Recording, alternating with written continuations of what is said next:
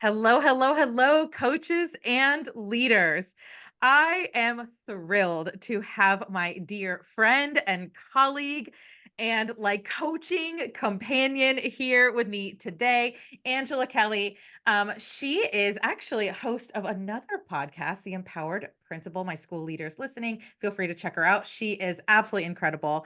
And we are going to have a really interesting conversation about when you feel like you keep having the same conversation over and over again with the teacher. Like, why is that happening? What do you do about it? So, before we jump into the topic, I want to first of all welcome you to the show, Angela. Well, thank you, Becca. I'm so happy to be here with you. I love your work. I love you. It has been such an honor to meet you and get to know you. And we are doing some great things together. And I'm excited to share with the listeners all that we've been brewing up for them today. And this conversation is going to be amazing. So I can't wait.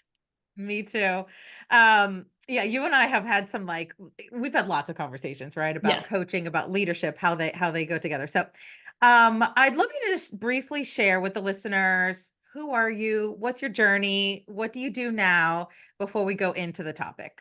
Yeah, sure. So my name is Angela Kelly. I am a former teacher, elementary school teacher, primarily kinder and first grade. I was with the littles. I was a reading specialist. I was an instructional coach before I became a school leader. And I was a site administrator for 6 years at two different sites within my district before going up to the district level. And then in 2017, after 22 years of being in my district, I made the decision to resign and start my business, which was the scariest thing I've ever done. But I started the Empowered Principal company, which really was designed to provide individualized professional and personal development for school leaders. Because when I was a school leader, I did not know what I was doing. You kind of go from teacher leadership roles and then you go into this administrative role. And all of a sudden, what has happened with my life, there was a lot of pain, a lot of scariness, a lot of frustration.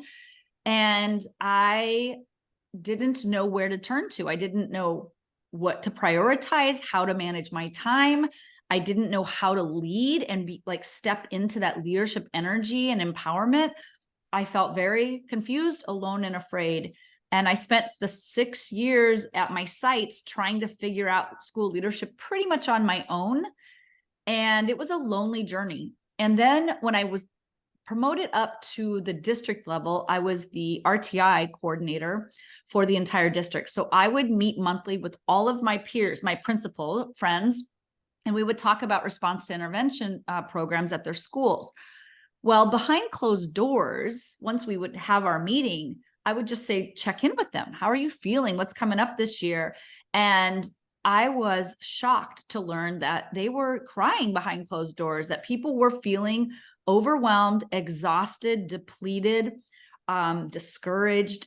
There was not a lot of positivity inside, even though we were trying to be the strong person on the outside.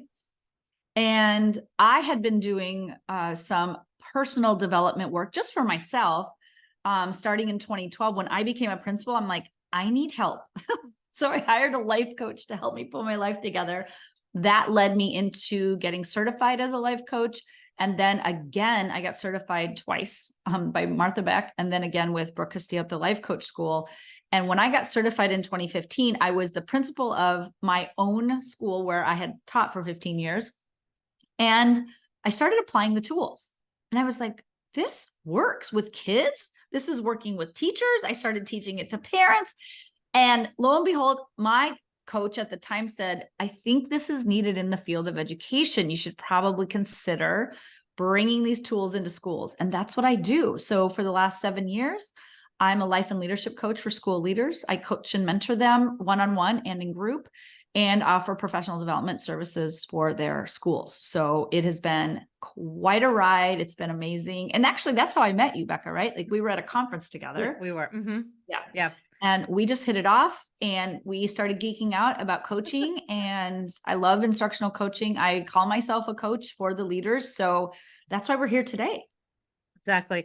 And I always find this remarkable because you and I have such a strong life coaching background in addition to the education coaching background, right? Which is Yes, pretty yes, unique. And hearing my story is so similar where it's like I was instructional coaching, I became a life coach, and there was this crossover skills that yes, just weren't happening. Like no one was running workshops on it's again, we're not actually life coaching in schools, but there are absolute skills that are crossover skills within the world of mindsets, motivations, like humanity, how humans work, right? yes, yes, That cross over and have teachers and schools thrive. yes, exactly. I mean, I felt like, not that there's any magic bullet, but I felt like this had unlocked Yep. a, a block or a key Hmm. that I just Couldn't. couldn't find in any other resource. Like you go to a conference and you're so desperate, you're seeking out this information and this knowledge and understanding of how to engage people, how to build those relationships in a way that doesn't consume all of your time, but creates real trust and real connection, because you have a million things to do as a principal, as an instructional coach. You're trying to meet with all the people, understand who they are, get to know them, get them on board, help them with whatever they are struggling with and want your assistance in. You've also got to do your job and lead your school and lead your instructional program as a coach. So that's a lot to balance Mhm. as an instructional coach, because you go out of a classroom and now you're looking and you're seeing all All that's the going classes, on in yeah. the school and you're like, what Yeah. is this? Exactly. So that actually has me want to like go right into our topic, which is when you feel like you keep having the same conversation over and over again with the Yes, teacher, right? And so yes. I experienced that my first year coaching. Something that a lot of the teachers at my school were struggling with was behavior management. Mm-hmm. And I was really good with behavior management when I was a teacher. So I was like, I got this. I'm your gal, right? Like you just Right. follow me and I'll show you the way. And some of them were like, "Yep, I got this," and turned their classrooms around real quick. There was a number of them that it felt like, I mean, I gave them the best that I got. I printed off the things and I modeled the things, right? And I had planning sessions with them. And I felt like I kept having the same conversation every week. I'd go back and it was still chaos. And I'm like, what's going on here? Um, and so I want to talk about that with you today Yes. because we have some thoughts about this. Yes, we do. so, so first of all, I want to talk about why does this happen? Why do coaches and leaders go to talk with teachers? And it could be a few situations. It could be the teacher comes and says, "I need help with this," and isn't Mm-hmm. improving. And it could Mm-hmm. be a coach or leader saying, "You need help with this." Right. And we keep having the same conversation. Why does that happen? This is my take on why it happens. It's an awareness issue. So for the teacher might be aware enough to ask, like, I know I have a problem and I know that I need help, but I don't know what aspect of the problem I need help with. And I'm not really sure what I'm asking for. And sometimes when they receive the coaching, they're not quite sure what to walk away from, because Mhm. the level of awareness is so low.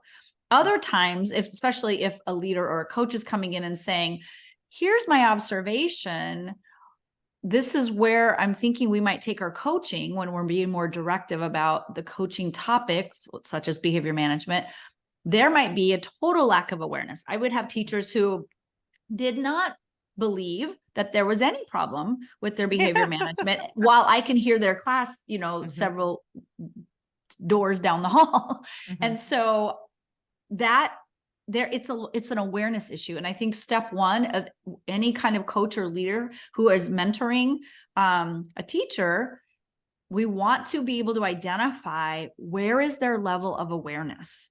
mhm. Are they in complete unawareness? Do they just not know at all? They don't believe there's a problem. They don't even see it as a problem.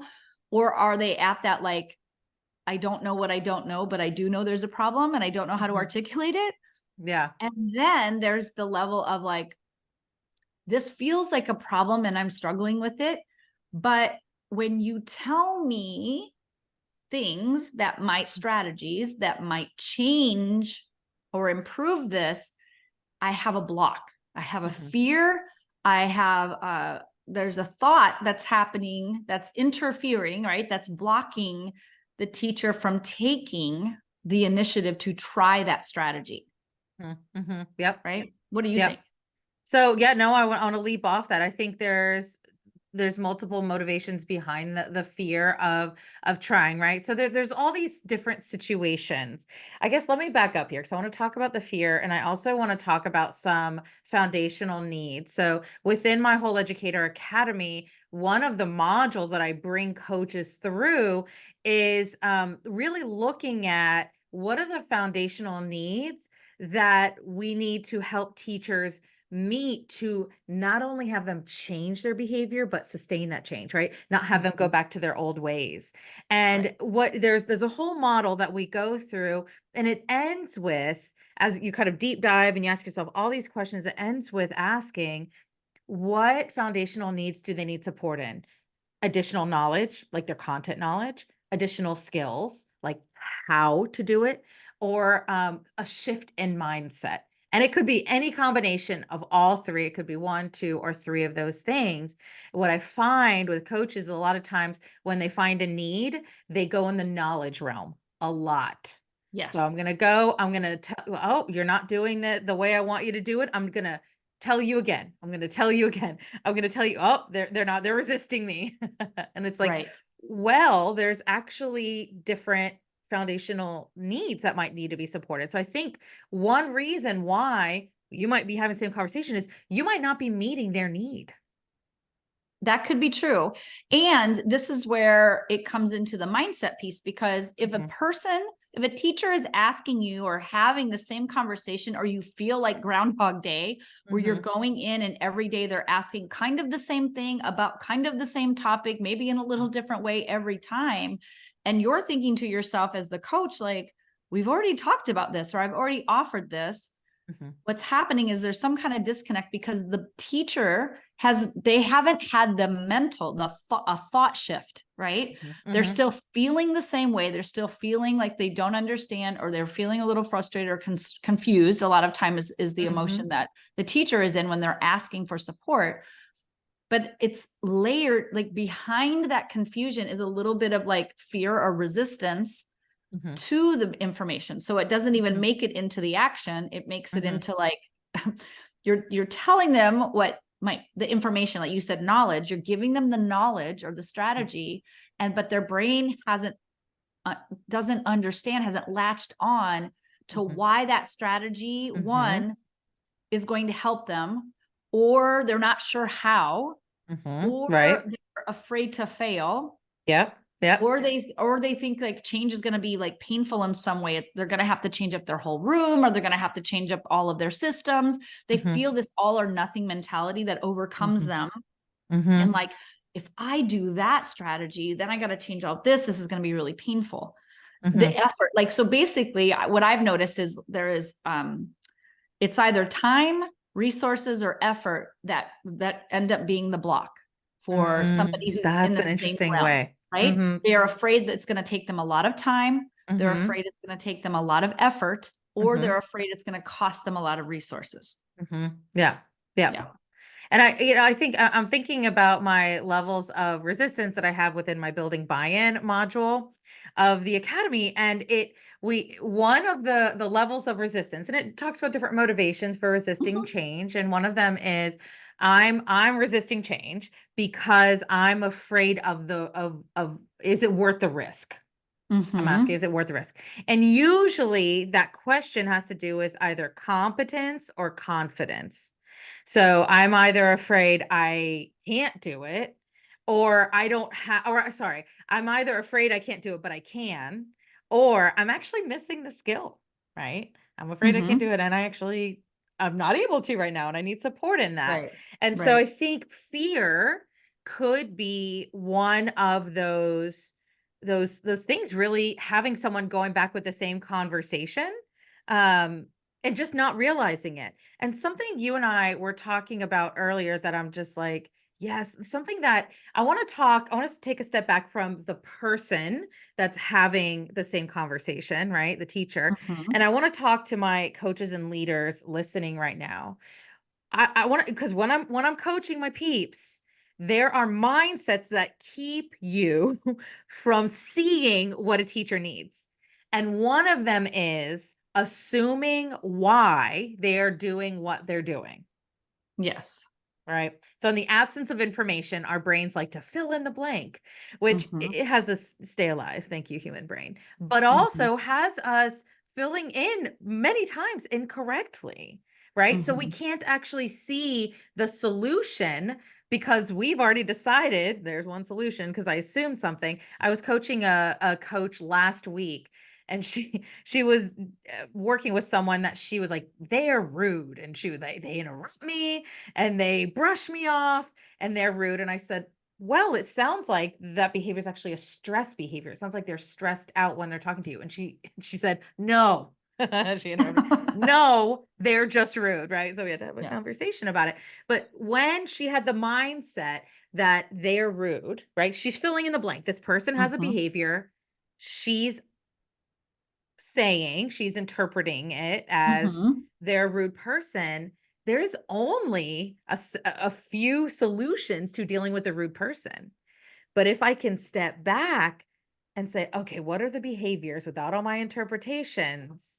What actually needs to happen here? I can see so many other solutions to this unwanted behavior. Mhm. Right. Because the question, it shifts from here's what I think the problem is, and here's what I think the solution is, to I don't actually know the problem, so I can't determine a solution until I get curious and I get out of what I'm thinking and into what they're thinking and get curious and ask myself, why would a person be behaving this way? Why might a person be responding? Like if you're having the same conversation over and over and your summary of that conversation is they're rude, if that's like the interpretation you walk away with and the perception of this person, every time you go in, it's going to impact it will stunt the growth. But when you're thinking like, why might a person behave in this way? What might they be feeling? What might they be thinking? What might they be trying to protect themselves from? It helps us come in with a lot more curiosity and compassion. The fastest way I have found to do that with my clients is to ask when do I exhibit those behaviors? Like what's Mhm, going on for me when I'm exhibiting those behaviors? And it doesn't have to be at work, but like anytime where I'm feeling a resistance or like I'm in fight or flight and I'm mhm, protecting myself by being what we would call rude, what is coming up, you'll find that it isn't even about the person themselves mhm, that's coming that you're interacting with. It's like there's something coming up for you where it's like, mhm, I feel like my self identity is being in question or my capacity, my competency. And I don't want to feel incompetent or that I don't have capacity or that I'm not good enough. I don't want to feel like a failure. I don't want to feel embarrassment or mhm, disappointment or any of the feelings that come with being open, honest, and willing to having a coaching conversation. mhm. Exactly, and not knowing how it's gonna end because that feels vulnerable.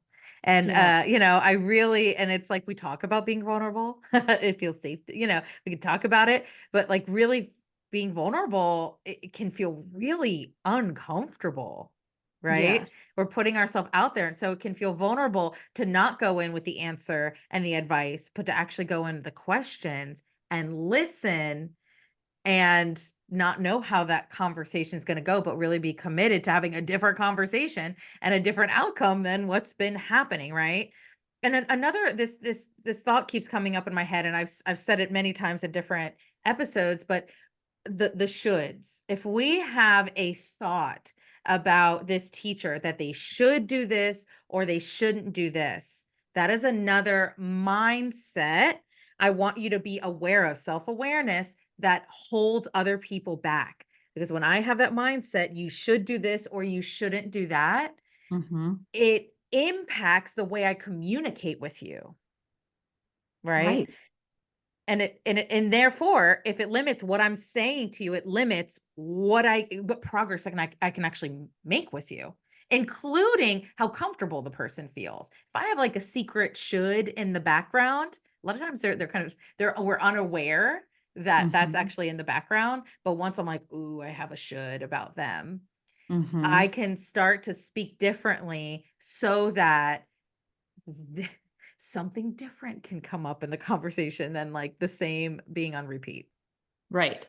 Because when we're facing a conversation that keeps happening over and over again, I'm going to say with fair certainty that somebody in the relationship isn't being vulnerable, because Mm, what's happening is, in order for that connection and collaboration and conversation to evolve and grow, both parties have to come in with some vulnerability. So mhm, when we're classroom teachers and we're working with kids, we have this mindset that we don't have to be vulnerable as the teacher, we're the adult, and that kids should do what we say. And because we have positional authority and age authority and developmental authority, we tend to get away with that. We tend to not have to be vulnerable, and mhm, kids are extremely vulnerable, and we create safe spaces for them, but it's more of a one-way street. And then we get frustrated with, why are they not listening to me, or why are they not doing what I say? And then we get into being a leader of adults, and now we're faced with a situation where it can't be like age authority or mhm, positional authority as much, mhm, because we're more peer to peer, especially as instructional coaches. And that expectation, we have to shift in our mind from, if I want them to be vulnerable in order mhm, to grow, I have to come in with that equal vulnerability mhm, willingness. That is what makes growth for both, because the mhm, capacity to which you are open and willing to transform yourself and be a lifelong learner and grow yourself as a coach, which means you expand what's possible in terms of your ability to be vulnerable. You hit your own limits in terms of your ability to coach and make an impact mhm. if we're only expecting the teacher to be open and grow. The person who's being vulnerable is the person who's growing. That's what I like to tell my Mm, leaders. I love that. The person who's being vulnerable is the person that's growing. I love that so much. Thank you for saying that. That's really like Yeah. sticky, I can remember Yeah. that. There's a piece of humanity I want to mention right now because I think it has to do with why we do what we do, which Mm-hmm. is our human need to feel like we're in control. So in the classrooms, my beautiful coaches, I know you were fantastic teachers. I know that's why you're coaching, right? You did a great job in the classroom. Now you're going to help all Mm-hmm. the teachers be great as well. And many times there's a sense of control we have over our classrooms, right? And controlling adults. This is adults don't want to be controlled, Mm-hmm. right? They're like, I'm not doing that. And so, and our humanity, right? Like to acknowledge, like, oh, I want to feel like I'm in control. And so we can have certain behaviors that we don't realize because we're just like, it's like uncomfortable, right? When we feel like we're out of control. And I'm Mm-hmm. reacting to feel like I am in control. But that motivation to feel like I'm in control can severely impact my ability to coach and actually positively impact teachers. Yeah, because when we say we want control or we value control, what we're saying is, I value feeling safe. Because Mhm. when I believe that I'm in control, it's an illusion, by the way. It's a Mhm. perception that we have, but we gravitate to that thought because we feel safe when we feel like we have control. So teachers who are thinking, I need to have a certain level of control in my classroom, they do that because it feels safe and secure. It feels stable, right? They're creating a sense of stability. That's why the control. So when a coach comes in and offers things that feel a little bit less controlling, Mhm. or the teacher's brain isn't interpreting that strategy as having as much control, Mhm. they start to feel unsafe. That's like the minute a person feels unsafe, those blocks are going to come up, that resistance. And that, I will tell you, like, some people deliberately create the same conversation over and over again as the method of blocking. Like, Mm, wait, what did yep. you say and how did you say it? Right? Right? Yes, yes, Yeah. yes, yes. And Yeah. it's one of my in my breaking through resistance workshop, one of the forms of resistance is confusion. And it's like kind of mind blowing to people. They're like confusion. And it's like, yeah, sometimes people are actually unclear about things. But if you're having the same conversation over and over again, you know that confused teacher, they're not confused. They're resisting. But what's crazy about confusion is it's not conscious most of the time. They're actually it's crazy because our brains wanna keep us safe, so there's somewhere in their consciousness oh my gosh, my hair here. There's hold on, Mhm. this is bothering me. There's somewhere in their consciousness that they're like, "I don't wanna do this," but the brain's like, "We gotta keep us safe. We gotta keep us Mhm. safe." And so it can cause the experience of confusion, but we're not confused. They're not But I confused. will tell you that the desire for safety will always override Yep, the desire for change and yep, growth. yep. So, as coaches and leaders, one of the jobs we have is to create an environment of safety, right? That's what trust is. It's like when you trust something, you believe it's safe enough to be exposed, to be open, to be vulnerable, to experiment with change. So teachers have to feel safe in order for you to not have a conversation for the, whatever 180 days you're in school. If you don't want to have a conversation over same conversation over and over, what that teacher needs to feel is safe. And that goes along with the little hand model of the prefrontal cortex, the smart part of our brain, the amygdala, right? Yes. That when we feel unsafe, our prefrontal cortex is our thinking part, the part that like is the thing that has us be great teachers and great leaders and great coaches. Mhm. And then when we feel unsafe, we essentially flip our lid, our amygdala, we get amygdala hijack, and that's in charge of our survival. Our amygdala is not here to learn great teaching strategies. It's not.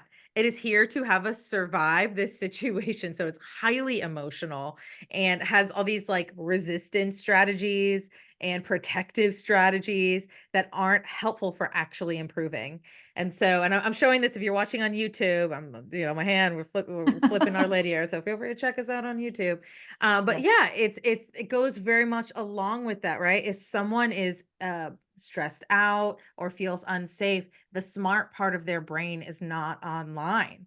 And so if they're stressed out over and over and over again in these conversations for any kind of reason, including not feeling safe, not belonging, you're going to Yes. have the same conversation over and over again because the part of your brain, their brain you want online is not online.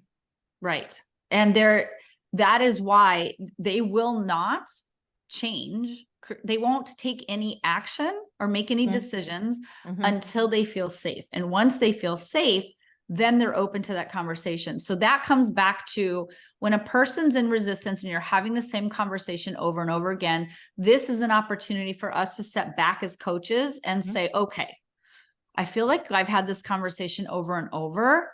Let me do some reflecting on how I'm approaching them, the words I'm saying, the strategies I'm offering, and where is the missing information? Like, what might I not be fully tuned in with, where we can create a connection and create some safety for this person to be open to actually receiving the answer to the question that we keep talking about over and over and over and over. Receiving or discovering, Yes, right? depending Like on their level of awareness, right? yeah, exactly. Yeah, yeah, yeah, for sure. I love that you went into this thing that I wanted to leave listeners with, not with like, use this concrete tool. I want to leave everyone with a set of questions to ask yourself. And you have thrown a bunch out there, and I'm going to add to them. Um, if you're having the same conversation over and over again, you want to also ask yourself, what needs do they have? What needs have I been meeting? What needs have I not been meeting? Have I been asking helpful questions and shutting up and listening? Mhm. If I've been doing, as a coach, if I've been doing most of the talking, that might be a huge part of the problem. Another question, I think the first question you should ask yourself is there trust in this relationship? Mhm. Do not pass go, do not collect $200 Yeah. without even just asking that. Yes. And I would add, like, why would a teacher be behaving in this specific way? So if you're Mhm, meeting a teacher who's resistant or who is talking and asking the same questions and talking about the same topic over and over again, why might they be doing that? Like, mhm, let me seek to understand this person, not before you're even with them, like as a pre-assessment, like why might they be behaving this way, and get down to like that human essence of they're afraid of something.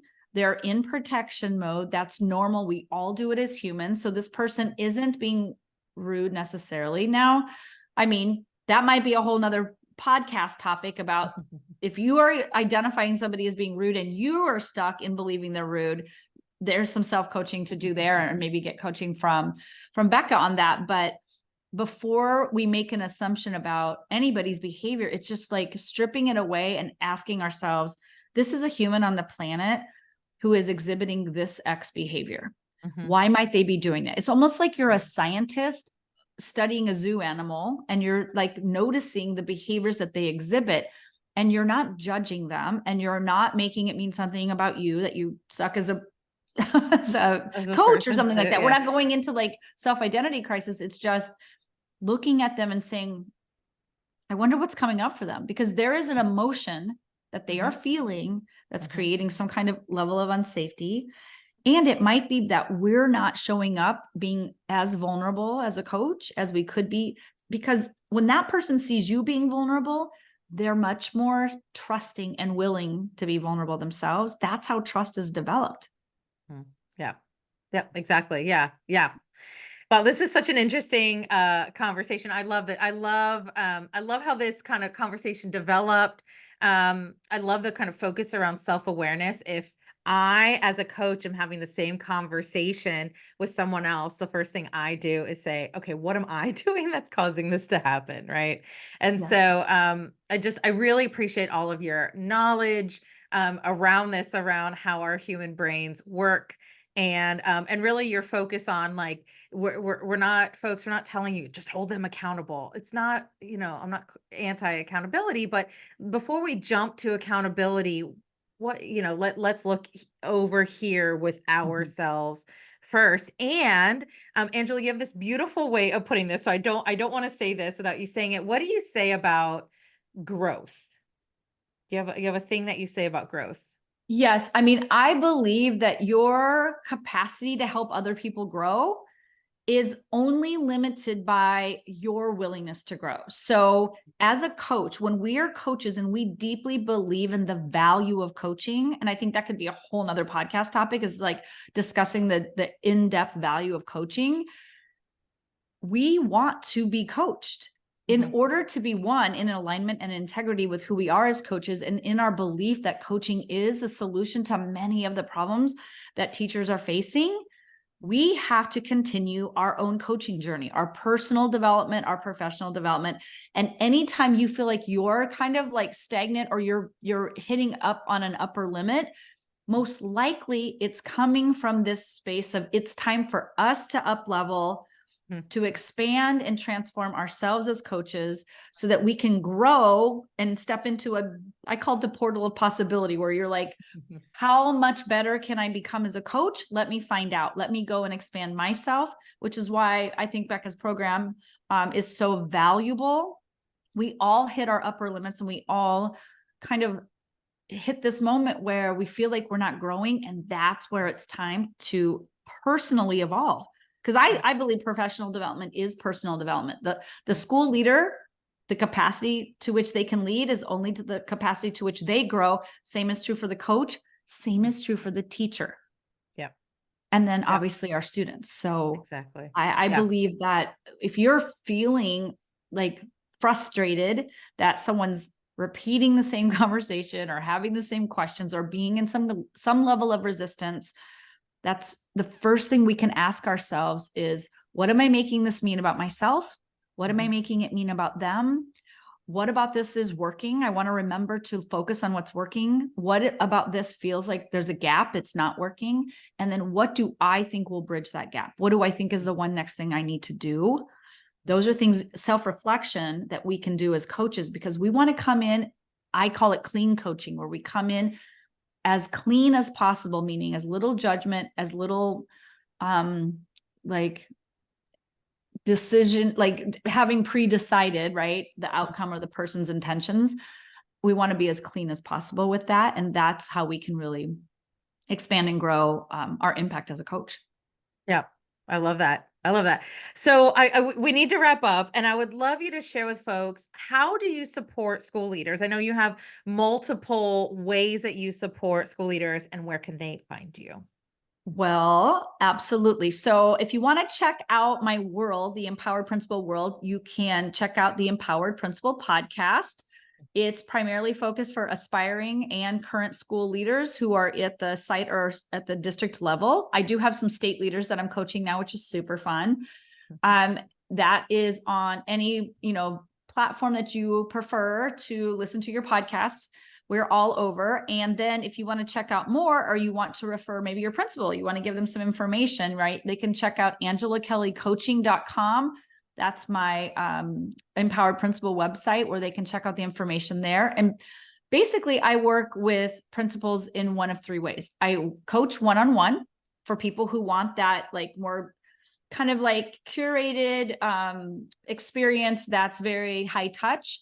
But the biggest program we have going on is EPC, which is the Empowered Principal Collaborative. It's my group coaching program. It's like fun, collaborative. It's once a week. We meet on Zoom. We get together. We laugh. We have a great time. It's a mastermind energy and experience where everybody's contributing, and I'm facilitating as your master coach. And I do have guest coaches that come in as well, who are principals and coaches. And then the third way that I work with people is I work with you on professional development opportunities, and we customize professional development for yourself or your site based on the needs of your school. Amazing. I love all the ways that you provide support for school leaders, and you just love doing it. Every time I talk to you, you're like, I love this so much. So, It's a dream come true.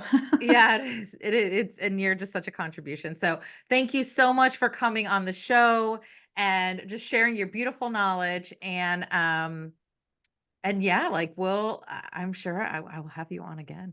Yeah, we'll do it. There's a list of content, I'm sure. Thank you for having me. It's been such a pleasure. I adore you. I adore you too. Oh, thank you.